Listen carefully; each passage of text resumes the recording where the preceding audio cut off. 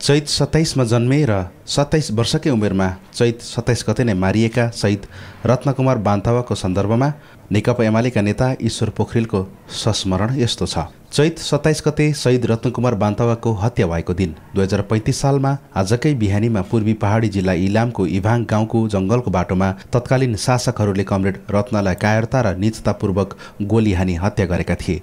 त्यसैले ती विगतका सबै सन्दर्भहरू एकपछि अर्को गर्दै दिमागमा सलबलाउन थाले। छिटफुट घटना प्रसङ्गहरू मात्र होइन, एउटा सग्लो समर्पित र उदाहरणीय व्यक्तित्वको तस्बिर जीवन्त बनेर नाच्न थाल्यो। कुनै एउटा व्यक्तिको मृत्यु भएको यतिका वर्षपछि उसित गाँसिएका सम्झनाका श्रृङ्खलाहरू यति ताजै र जीवन्त बनेर आउने कुरा सामान्य हुनै सक्दैन।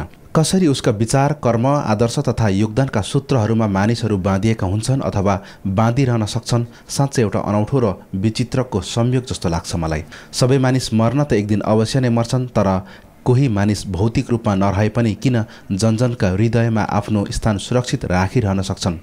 किन सधैँ सधैँ उनीहरू जीवित रहेकाहरूका बीचमा बाँचिरहन सक्छन्, प्रेरणाका स्रोत बनिरहन सक्छन्? हार्दिक श्रद्धाञ्जली कमरेड रत्न बान्तवा। 2029 सालको आखिरीतिरको कुरा हो। म त्यसबेला आइए पास गरेर स्नातक तहको पढाइ कसरी अगाडि बढाउने भन्ने चिन्तामा थिएँ। घरबाट खर्च धान्न सक्ने स्थिति थिएन। अगाडिको पढाइको यात्रा कसरी जारी रहन्छ, म यसैमा पिरो लिएको थिएँ। म त्यस बेलासम्म क्रान्तिकारी वामपन्थी राजनीति बोकेर हिँड्न थालिसकेको थिएँ। त्यसबाट राम्रै किसिमले प्रभावित बनिसकेको थिएँ। जिन्दगीभर देश र जनताका लागि कम्युनिस्ट विचार बोकेर हिँड्ने सङ्कल्प गरिसकेको थिएँ। त्यस्तो परिस्थिति र मनस्थितिमा ग्रामीण क्षेत्रमा गएर शिक्षण पेसा अपनाउने, यसो गरेर जनतासितको सम्बन्ध गाढा बनाउने, उनीहरूलाई सचेत र सङ्गठित गर्ने सोचाइ र योजनामा थिएँ म। यसका लागि त्यस बेलाको चलन र आवश्यकता बनेको थियो बीएडको पढाइ। त्यसका लागि शिक्षाशास्त्र अध्ययन संकाय पढ्नै पर्ने अनिवार्यता थियो। त्यसैका लागि म काठमाडौँ हानिएको थिएँ। जनकपुर कलेजमा पढ्दाका केही सिनियर साथीहरू यस बारेमा केही जानकारी राख्थे, जुन कुरा मलाई थाहा थियो।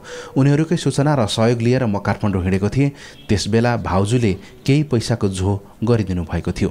त्यो मेरो काठमाडौँ बसाइका सन्दर्भमा केवल एकपटकका लागि खर्च थियो। पछिका लागि भने म आफैले जोहो गर्नुपर्ने थियो।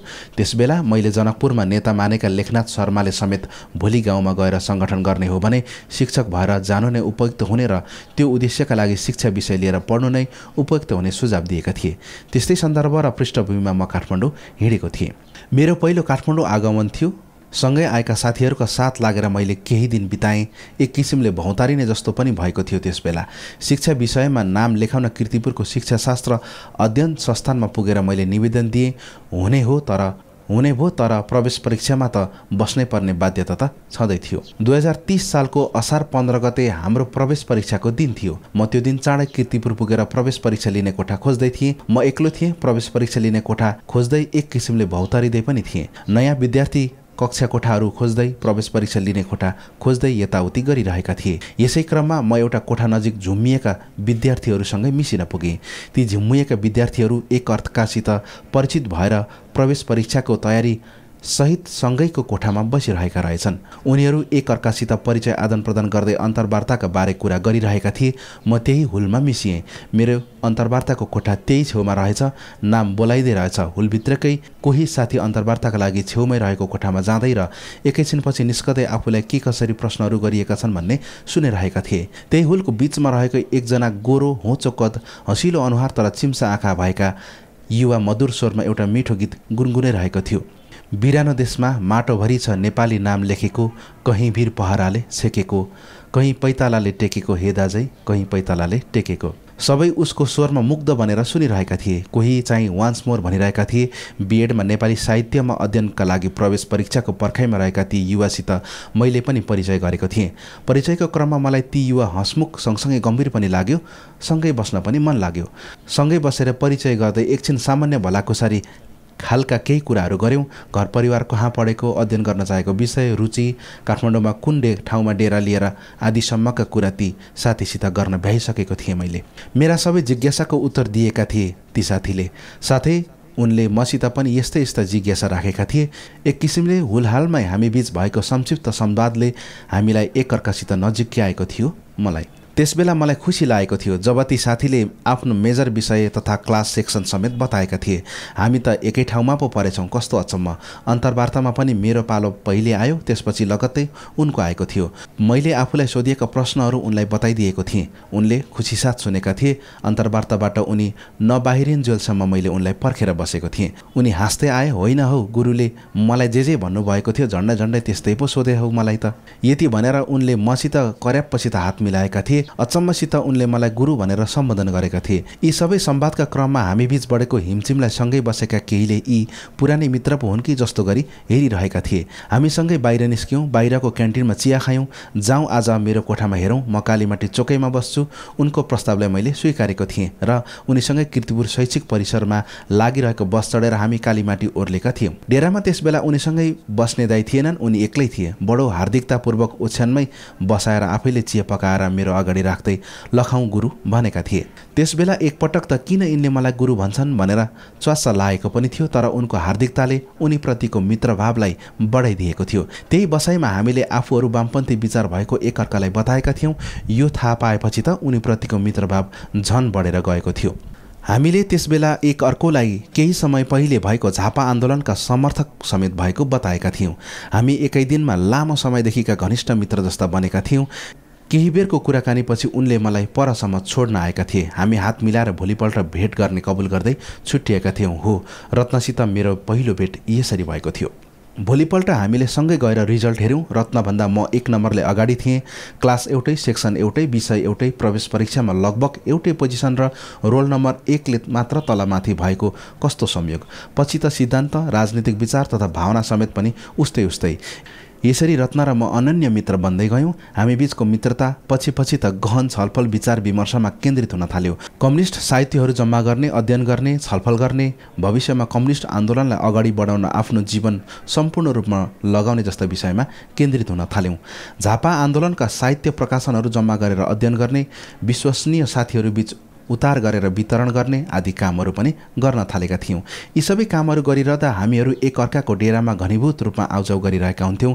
धेरै पटक हामीले सँगसँगै एकअर्काका डेरामा खाना खाएका थियौँ। हामी बीचको सम्बन्ध वैचारिक रूपमा तथा थप सुदृढ बन्दै गइरहेको थियो। काठमाडौँ बस्न थालेको झन्डै 6 महिनातिर म काठमाडौँमा नराम्ररी थलिएँ। त्यसबेला म काठमाडौँ झोछेमा बस्थेँ। त्यही बसेको बेला म बिरामी परेको थिएँ। म 2 दिन कलेज नआएपछि रत्न अचम्म पर्नु भएछ। त्यसैले बेलुका मेरो खोजी गर्दै उहाँ मेरो डेरामा आउनुभयो। त्यसबेला म हनन्ती ज्वरो आएको कारण इन्तुने चिन्तु भएर सुतिरहेको थिएँ। ओछ्यानमा आएर रत्न बस्नुभयो। मेरो अवस्था बुझ्न खोज्दै निधारमा आफ्नो हात पुर्याउनु भयो। मेरो ज्वरोको स्थितिबारे बुझ्ने कोसिस गर्नुभयो। मेरो निधारमा हात पुर्याएपछि उहाँ विशेष गम्भीर बन्नुभयो। गुरु, तपाईँलाई साह्रै ज्वरो आएको छ, औषधि गर्नुपर्छ। मसँगै मेरो डेरामा जाउँ, म सबै चिज बोक्छु। रत्नले मलाई उठाउनु भयो। आफूले बोक्नुपर्ने मेरो झोला एकातिर झुन्ड्याउनु भयो। अर्को हातले मलाई सहारा दिने गरी समाउनु भयो। म एक किसिमले लतारिएर हिँड्न खोज्दै थिएँ। मेरो भरोसा बनेर रत्न उभिनु भएको थियो र मलाई सहारा दिइरहनु भएको थियो। रत्नको कोठामा मलाई मेरो आफ्नो प्रिय घरमै पुगे जस्तो महसुस भएको थियो।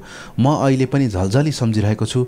कोठामा पुर्याएर रत्नले एक छेउमा ओछ्यान लगाइदिनु भयो, सुत्न आग्रह गर्नुभयो, हातखुट्टा मिचिदिनु भयो र एउटा पातलो ओढ्ने ओढाइदिनु भयो। उहाँले यति गरुन्जेल म त आराम अनुभव गर्दै निदाइसकेको थिएँ। एउटा हातले तातो पानीको गिलास र अर्को हातले मलाई घचघच्याउँदै गरेका रत्नलाई जब अस्वस्थताका बीचमा खुलेका मेरा आँखाले देखेँ, म भावविह्वल भएर मेरा आँखा रसाएका थिए। मैले एकनासले रत्नलाई हेरिरहेँ। आँखाबाट आँसु बगिरहेका थिए। उहाँले आफ्नो हातको सहाराले मलाई उठाउनु भएको थियो र पानी पिउन सघाउनु भएको थियो। औषधि र मुङको दाल हालेको जाउलु खान दिनुभएको थियो। त्यो रात अस्वस्थताकै बीचमा पनि मैले मिठो निद्रा सुतेको थिएँ। रत्नको कोठामा त्यो रातको मिठो निद्रालाई बिर्सन सकेको छैन।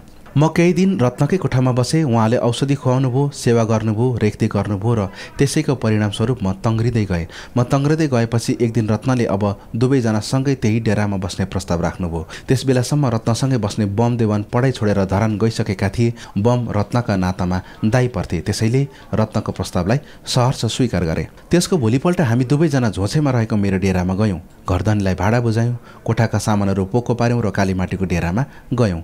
त्यस दिनदेखि त्यो डेरा हामी दुवैको संयुक्त डेरा भएको थियो। यसरी हामी बीचको मित्रता झन्झन गाढा र आत्मीय बनिरहेको थियो। मैले रत्नसितको प्रारम्भिक परिचयमा जीवनलाई नयाँ किसिमले बोध गर्न थालेको थिएँ र रत्न यसको स्रोत बनिरहनु भएको थियो।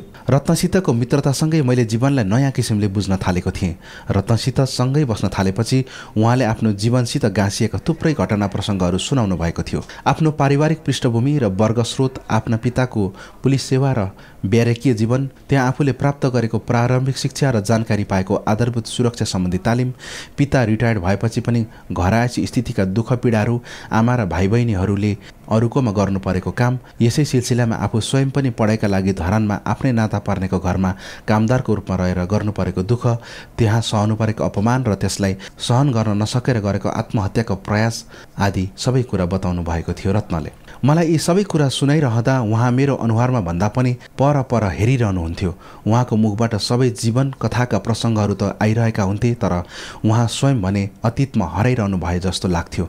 एउटा अनौठो र सङ्घर्षशील जीवन यात्राको गुड्दै गरेको गाडी छेउमा उभिए जस्तो लाग्थ्यो मलाई। यी सबै कुरा भन्दै गर्दा एकाएक मेरा आँखामा हेरेर भन्नुहुन्थ्यो रत्नले, बुझ्नुभयो गुरु, विगतका ती सबै कुराले मलाई दुःख सहन सिकायो, थप मेहनती बनायो, हिम्मत र साहस पनि बढेर आयो।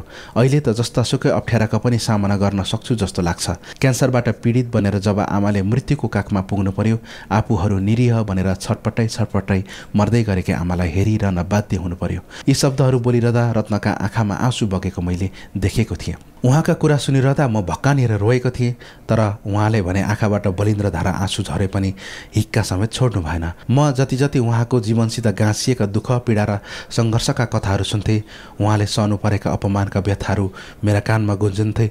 म आफै पनि पीडाले छटपटाउँथेँ, आँखाबाट आँसुका धाराहरू बग्थे। म उहाँका हातहरू समाउँथेँ। अत्यन्त गाढा मित्रभाव, प्रगाढ माया तथा सम्मान सहितको आदरभावले मेरो मन छचल्किन पुग्थ्यो। सङ्घर्षले खारिएको दृढताको साक्षात् प्रतिमूर्ति जस्तो लाग्थ्यो रत्न मलाई। सायदै यस्तै पृष्ठभूमिका कारणले हुनसक्छ जुनसुकै बेला जस्तोसुकै अप्ठ्यारा काममा पनि तत्पर भइहाल्ने रत्नको बानीबाट म साह्रै प्रभावित बनिरहेको हुन्थेँ। हामी आपसमा आफ्नै कथा व्यथाहरू एक अर्काले सुनाउँदै रात छिप्पिँदै गर्दा कालीमाटीको डेराबाट निस्केर बागमती र विष्णुमतीको दोभानमा कुनै ऐतिहासिक कालमा तपस्या गर्ने नेमुनीको तपस्या स्थलमा पुग्थ्यौँ। त्यहाँको ढिस्को परेको ठाउँमा रात गाढा पर्दै जाँदा हामी घन्टौँसम्म बिताएका थियौँ। हामी रातको निष्पट्ट अँध्यारोमा बसेर पर क्षितिजमा उज्यालो खोजिरहेका हुन्थ्यौँ। हामीले यसरी कैयौँ रात घन्टौँ बिताएका छौँ। कति रात त हामीले काठमाडौँका सहरभित्रका अग्ला देवालहरूमा बसेर गम्भीर रूपमा छलफल गर्ने गर्थ्यौँ। जीवनलाई कसरी अगाडि बढाउने भन्ने सम्बन्धमा योजना बनाउँथ्यौँ। सबै कुरा त्याग्ने, गरिब जनता र समाजको सेवा गर्ने वैराग्य र विद्रोहको आगो सल्किरहेको थियो हाम्रो मनभित्र। आम रूपमा साहित्यहरू, अझ खास गरी कम्युनिस्ट साहित्यहरू हामी दुवैजना खोजी पढ्थ्यौँ। पैसाको थोर बहुत जोरजाम हुनसाथ भोटाहेटीमा निरञ्जन गोविन्द वैद्यले खोलेको प्रगतिशील साहित्यहरू बिक्री हुने पसलमा हामीहरू पुगिहाल्थ्यौँ। प्रत्येक पटक हामीले केही न केही पुस्तकहरू किनेर पढेकै हुन्थ्यौँ। नेपाली भाषाका सामयिक प्रकाशनहरू हामी प्राय सबै सङ्कलन गर्थ्यौँ। त्यसबेला किताब किन्ने, सङ्कलन गर्ने, पढिसक्ने एउटा अचम्मकै धुन चलेको थियो हामीलाई। रत्न एउटा अनौठो प्रतिभावान युवा हुनुहुन्थ्यो। एकैपटक धेरै काम गर्न सक्ने क्षमता र प्रतिभा थियो उहाँमा। पढ्ने र लेख्ने सँगसँगै गर्न सक्ने क्षमता थियो उहाँमा। एउटा मोटै किताब पढ्दै गर्ने र त्यही बेला कुनै अर्को किताबको नोट बनाउने वा अन्य मौलिक कुनै रचना पनि तयार गर्न सक्ने अनौठो क्षमता थियो उहाँमा। दुवै हातले झन्डै उस्तै गतिमा लेख्न सक्नुहुन्थ्यो रत्न। पृथक विषयमा दुईवटा हातले एकैपटक लेख्न सक्ने क्षमता हुनु आफैमा साँच्चै अनौठो थियो। उहाँ मनछुने गीत र कविताहरू रचना गर्नुहुन्थ्यो र लयात्मक ढङ्गले वाचन गर्ने र अत्यन्त सुमधुर स्वरमा गाउने गर्नुहुन्थ्यो। लक्ष्य भेदन गर्ने एउटै ताँदोबाट छुटेका हामी तीरहरू रत्नले कति अर्थपूर्ण शीर्षकमा लेख्नुभएको थियो यो कविता। चित्रकारितामा पनि उहाँ त्यत्तिकै सिद्धहस्त हुनुहुन्थ्यो। हाम्रो कोठामा रत्नले बनाउनु भएको चिलीका निर्वाचित कम्युनिस्ट राष्ट्रपति एलेन्डे, जसलाई अमेरिकी साम्राज्यवादीको षड्यन्त्रमा हत्या गरिएको थियो, जो साम्राज्यवादी दलाल हत्यारा जत्थासित लड्दै मारिएका थिए, उनको जीवन्त तस्बिर टाँगिएको थियो। पाब्लो नेरुदो, मैक्सिम गोर्की, ल स्युन, भानुभक्त आचार्य, मोतीराम भट्ट, लक्ष्मीप्रसाद देवकोटा आदिका तस्बिरहरू टाँगिएका थिए कोठैभरि। क्रान्तिकारीहरू, शहीदहरू, आन्दोलन आन्दोलनमा उत्रिएका जनसमुदायको विशाल पंक्ति, पसिना बगाउँदै गरेका श्रममा जुटिरहेका श्रमिकहरू आदि रत्नको चित्रकारिताका विषय थिए। यिनका अलावा प्रेम र अनुरागका अनुपम दृश्यहरूलाई जीवन्त रूपमा चित्रमा उतार्नु भएको थियो रत्नले। जीवनको यो पाटोलाई पनि देख्न सक्नुपर्छ, बुझ्न सक्नुपर्छ भन्नुहुन्थ्यो रत्न। एक दिन रत्नले एउटा ठूलो बन्द खाम मलाई दिनुभयो। मैले खोलेर हेरेँ, मेरो हुबहु अनुहार उतारिएको त्यो एउटा ठूलो कागजमा। म अचम्म परे, कसरी यस्तो जस्ताको तस्तै म जस्तै लाग्ने तस्बिर बनाउनु भयो? मित्रताको उपहार भन्नुभयो उहाँले। त्यसबेला मलाई के बोलौँ भएको जस्तो भएको थियो। मैले खालि श्रद्धा र सम्मानका साथ उहाँलाई हेरेको मात्रै थिएँ। बाँसुरीबाट निस्किएका सुमधुर धुनमा रत्न छताछुल्ल भएर पोखिनुहुन्थ्यो। वास्तवमा बाँसुरीको त्यति मिठो धुन मैले बिरलै मात्र सुनेको छु। रात छिप्पिँदै गएपछि कोठाको झ्याल खोलेर उहाँ बाँसुरी बजाउन थाल्नुहुन्थ्यो। बाँसुरीको धुनसँगै उहाँ पर क्षितिजमा आफ्ना कथा सहित पुग्ने कोसिस गरिरहेको जस्तो लाग्थ्यो मलाई। मादल र हार्मोनियम साँच्चै बेजोडले बजाउनुहुन्थ्यो। सुन्नेहरू मन्त्रमुग्ध हुन्थे, ताली बजाउँथे र कति त नाच्थे पनि। बच्चे बाजा, माउथ हार्मोनियम, बिनायो बजाउन उहाँ त्यत्तिकै रुचि राख्नुहुन्थ्यो। बिनायोको बारेमा उहाँ भन्नुहुन्थ्यो, पहाडको ग्रामीण क्षेत्रको मौलिक र प्रिय बाजा। रिटिङ बजायो बिनायो, बिनायोले मन मेरो छिनायो। बिनायो बजाएपछि उहाँ प्राय यही गीतको वाक्य दोहोऱ्याउनुहुन्थ्यो। अन्तर्राष्ट्रिय कम्युनिस्ट आन्दोलनसित सम्बन्धित साहित्यका मात्र होइन, देशभित्र सञ्चालित जनताका सङ्घर्षहरूका बीचमा हामी जम्मा हुन्थ्यौँ। झापा सङ्घर्षका क्रममा र त्यससित सम्बन्धित जारी हस्तलिखित दस्तावेजहरूलाई हामीले विभिन्न जुक्ति बुद्धि लिएर प्राप्त गर्ने गर्थ्यौँ। तिनको अध्ययन गर्थ्यौँ र आफू नजिकका अत्यन्त विश्वसनीय साथीहरूलाई सार्न र अध्ययन गर्न पनि दिन्थ्यौँ। त्यस्ता साथीहरूसित हामी कक्षा कोठामा मात्र होइन, कहिलेकाहीँ पिकनिक खाने र डुलफिर गर्ने न्युमा, सुन्दरीजल, पशुपति र गुहेश्वरीका जङ्गलमा पुगेर हस्तलिखित दस्तावेज आदान प्रदान गर्ने गर्थ्यौँ र कतिपय विषयमा गर्मागर्मी छलफल बहसहरू पनि गर्ने गर्थ्यौँ। यिनै अभ्यासका क्रममा हामी बीच एउटा वैचारिक समूह नै बनिसकेको थियो। दाङका वामदेव शर्मा, चितवनका विष्णु घिमिरे, ओखलढुङ्गाका श्याम श्रेष्ठ, खोटाङका खगेन्द्र जोशी, म्याग्दीका शेरचन आदि साथीहरूका बीचमा लगभग नियमित जस्तै यी कामहरू भइरहेका हुन्थे। हामी सबै ग्रामीण क्षेत्रमा गएर गरिब किसान जनतालाई सचेत बनाउने र सङ्गठित गर्ने उत्कट चाहना र योजनामै थियौँ। तर यस सम्बन्धमा कुनै ठोस योजना र कार्यविधि भने हामीसित थिएन। क्रान्तिकारी भावनाको उर्लदो छालले हामीलाई तरङ्गित बनाइरहेको थियो। असन्तुष्टि र विद्रोहको जगमा ढकमक्क फुलेका सपनाका फूलहरू हाम्रा मनभरि आँखाभरि फक्रिरहेका थिए।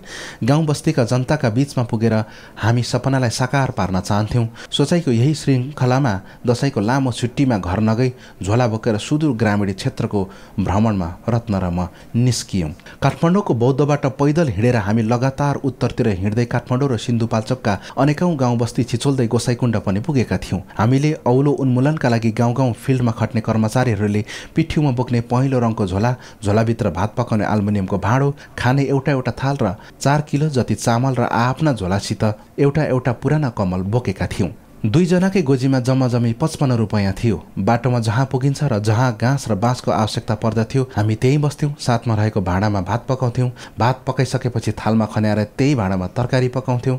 नजिकैको धारा वा कुवामा पानी ल्याउने कुनै भाँडो थिएन। भाँडै बोकेर त्यहाँ पुग्थ्यौँ र पानी हाल्थ्यौँ। हाम्रो सिङ्गो यात्राभर हामीले यसरी नै बितायौँ। भ्रमण सकेर काठमाडौँ पुगेपछि भ्रमण गरेका ठाउँको गाउँको वर्गीय स्थिति, जाति, भाषा, धर्म, संस्कृति, जनताले भोग्नु परेका दुःख तथा शोषण दमनका बारेमा विस्तृत रिपोर्ट तयार गर्ने गर्थ्यौँ। त्यसबेला हामीसित क्यामेरा थिएन, त्यसैले चाहेर पनि फोटो खिच्न पाएनौँ। तर रत्नले यात्रालाई झल्काउने थुप्रै स्केचहरू बनाउनु भएको थियो। हिमाल, पहाड, उकाली ओह्राली, झोला बोकेर हिँड्दै गरेका हामी 2 भाइ। ती स्केचहरूमा हाम्रो यात्राको कस्तो जीवन्त उतार थियो। हामी हाम्रो आफ्नै नयाँ संसारको खोजीमा हिँडिरहेका थियौँ। हामीलाई गाउँ र गाउँका जनता प्रिय लाग्ने गरेका थिए। तपाईलाई हाम्रो यो सामग्री कस्तो लाग्यो कृपया कमेन्ट गरिदिनु होला। मन पर्यो भने शेयर पनि गरिदिनु होला। धन्यवाद।